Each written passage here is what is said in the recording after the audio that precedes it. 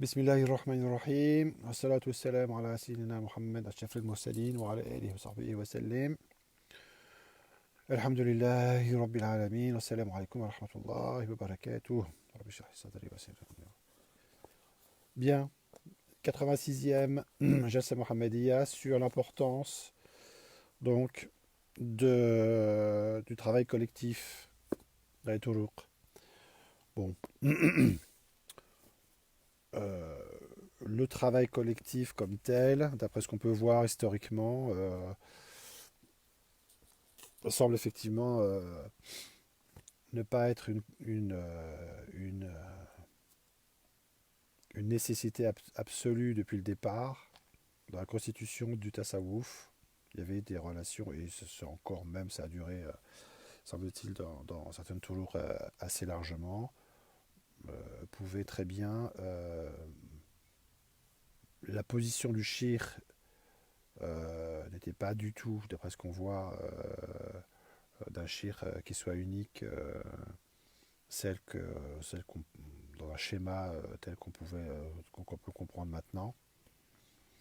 Le mode d'enseignement de la même manière et la, la mise en forme de l'organisation dans des hadras euh, stéréotypées, on pourrait dire, systématiques et développées, telles qu'on peut voir maintenant, n'était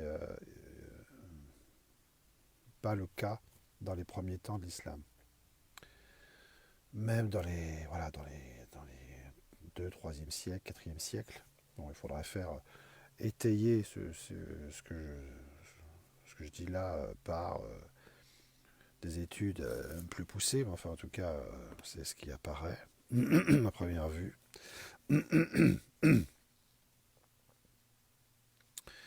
Et même après quand même une petite étude sur les choses.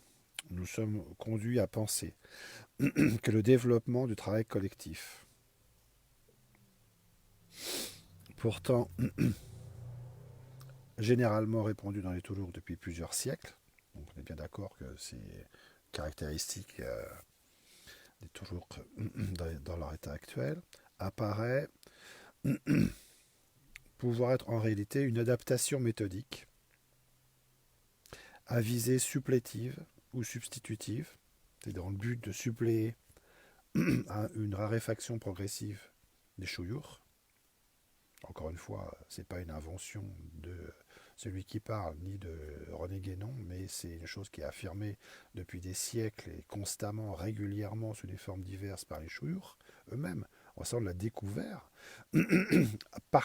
excusez-moi, partant de ce texte de Cheikh Abraham, parce que, encore une fois, il faut bien dire comment les choses se sont faites. C'est à partir de ces textes de Cheikh Abraham qu'on est parti sur cette hypothèse de travail et pour se dire, bon, mais que disent les chouyours.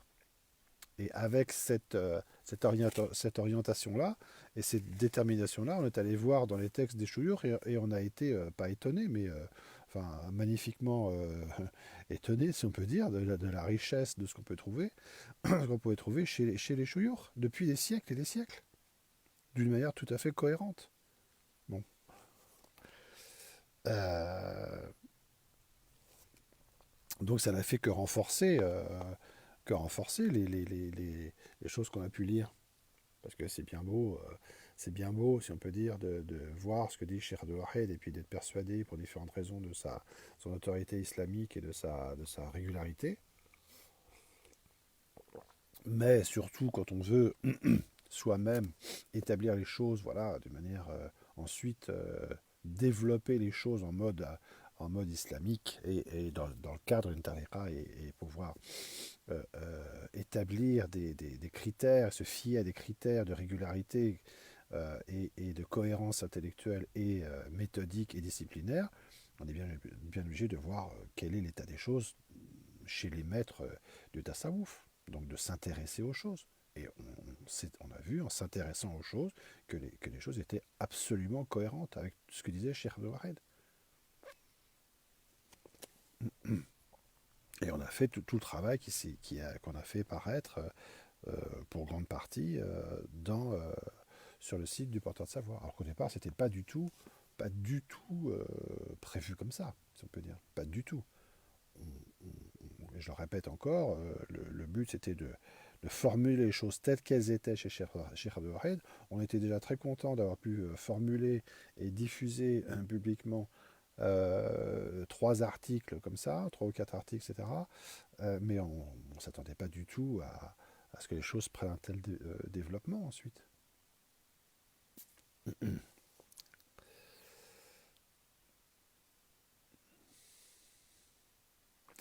Nous sommes donc conduits à penser que le développement du travail collectif, pourtant assez généralement répandu dans les toulours depuis plusieurs siècles, apparaît ainsi pouvoir être en réalité une adaptation méthodique.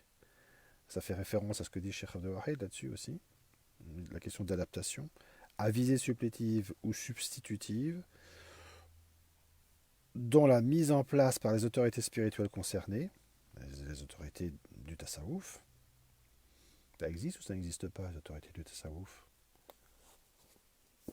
On ne parle pas d'hypothèse théorique. Hein. S'il existe des autorités qui ont cette qualification de pouvoir gérer les choses à un certain niveau, il faut bien penser qu'à un moment ou à un autre, ça a donné lieu à des applications, à des modifications méthodiques. Et soit on a la capacité de comprendre ça ou pas, et soit on a la capacité ou pas de les voir exprimer et de les voir pratiquer dans l'histoire du tasawwuf. Ce ne sont pas des rêveries, ce sont des choses qui ont une réalité, toutes ces choses-là, qui ont une application. Dans la mise en place, la conception et l'ordonnancement et la mise en place effective par les autorités spirituelles sous la garantie des autorités spirituelles concernées, aurait évidemment eu pour objet de faire face à la dégénérescence cyclique générale. On ne fait pas de telles adaptations sans nécessité et sans besoin. C'est pour s'adapter autant que possible qu'on modifie les choses, tout en préservant l'essentiel. C'est la règle traditionnelle fondamentale qui s'exprimait donc dans cette tendance à insister et à mettre en place, à organiser le tasawwuf sur les hadras. Et dont on ne voit pas bien pourquoi elle ne s'exprimerait donc pas chaque jour davantage à notre époque. Si c'est pour des raisons liées à la dégénérescence cyclique, tant que la dégénérescence cyclique continue, il n'y a pas de raison que ça s'arrête et qu'on ne prenne pas en compte les adaptations en question. Ou alors qu'on s'explique pourquoi il y aurait eu des adaptations comme ça et puis que depuis un siècle ou deux ou depuis 2 jours, finalement, on ne tiendrait pas compte de ce travail des adaptations faites par les autorités spirituelles du tasawwuf depuis des siècles. Quelle est la cohérence? Donc, pour faire face à la dégénérescence cyclique générale qui s'exprimait par un manque croissant de la présence de maîtres spirituels capables d'assurer pleinement la fonction d'enseignement correspondante au sein des organisations concernées. Et il nous apparaît également que cette adaptation effectuée au sein des organisations initiatiques islamiques, c'est-à-dire des toulours régulières, on rappelle qu'ils font partie de ce que nous appelons des organisations de deuxième type, bon d'accord, on a compris j'espère, et qui a ainsi abouti à la situation actuelle, c'est-à-dire celle de certaines organisations dépourvues, chacune d'un maître unique assurant à lui seul la fonction d'enseignement spirituel, bon ça c'est ce que dit Cheikh Wahid, pourrait être une sorte de pendant assez curieux pour être relevé de ce dont parle René Guénon lorsqu'il évoque la constitution proprement dite des organisations que nous appelons de premier type. Bon, je compare ce que dit Cheikh Wahid là-dessus. Il faut se référer au texte. Et dont il précise en effet que cette adaptation n'a pu avoir lieu que sous le contrôle nécessaire des maîtres spirituels qui étaient seuls habilités à pouvoir réaliser l'adaptation requise. Entre guillemets. conféré, Initiation et réalisation spirituelle, chapitre 23, Travail initiatique collectif et présence spirituelle, page 182, de l'édition de 75. C'est-à-dire que à partir du moment où il y a des adaptations qui sont faites, de cette ampleur, elles sont faites sous l'autorité de grands chouyours. Bon, voilà. Et que de la même manière que ça s'est fait en mode islamique, ça correspond à ce qui s'est fait pour ce que Guénon explique dans le domaine de la franc-maçonnerie.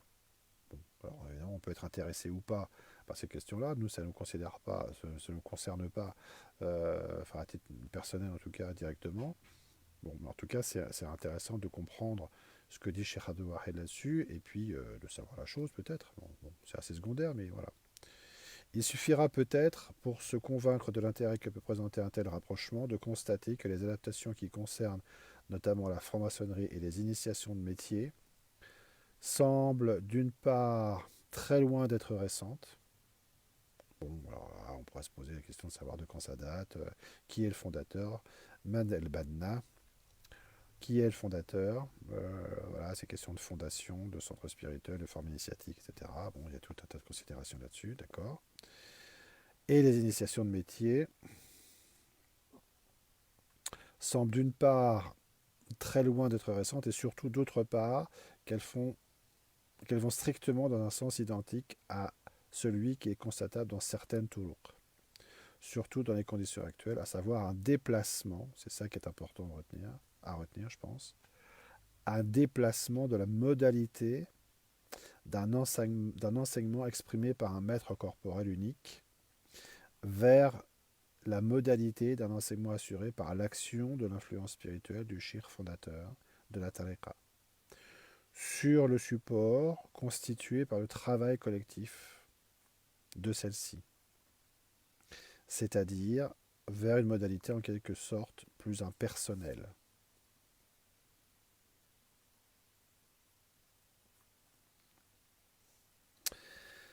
Et là, on notait il y a une dizaine d'années qu'une étude de la présentation de la maîtrise spirituelle dans l'œuvre de René Guénon pourrait montrer assez facilement l'importance de cette modalité sous plus d'un rapport. C'était un projet qui a été réalisé en grande partie par Maurice Lebao, sous le nom de Maurice Lebao. Voilà, donc il n'y a qu'à faire une recherche sur le porteur de savoir. C'est un travail qui a été assez, pour ne pas dire monumental, mais assez important et qui a demandé un gros travail de collection des références, de mise en rapport, d'harmonisation et de présentation, et qui traite de ces questions-là. Présentation de la maîtrise spirituelle dans l'œuvre de René Guénon. C'est pas une mince affaire. Et ça aboutit à un certain nombre de conclusions qu'on a regroupées, qu'on a édifiées, qu'on a. Voilà, donc ça, c'est, je sais plus, on a regroupé ça notamment au sein de l'article thématique numéro 3, je crois, ou 4. Peu importe, c'est facile, on peut le retrouver facilement, et on a traité de ces choses-là. Alors, on ne les a pas traitées en Jalsa Mohammedia, parce que, pour différentes raisons, mais on le fera peut-être un jour, Inch'Allah, parce qu'effectivement, c'est assez important. En tout cas, les choses sont écrites, accessibles, pour ceux que ça intéresse. Bon, voilà, Inch'Allah, on va s'arrêter là pour cette partie, parce qu'ensuite, on va reprendre, voilà, il y a un article qui va être un peu plus long, et puis pour ce soir, il me semble que ça suffit. Ça nous permet de rejoindre le barbecue pour une petite grillade avant les grosses chaleurs. Inch'Allah. Wassalamu alaikum wa rahmatullahi wa barakatuh.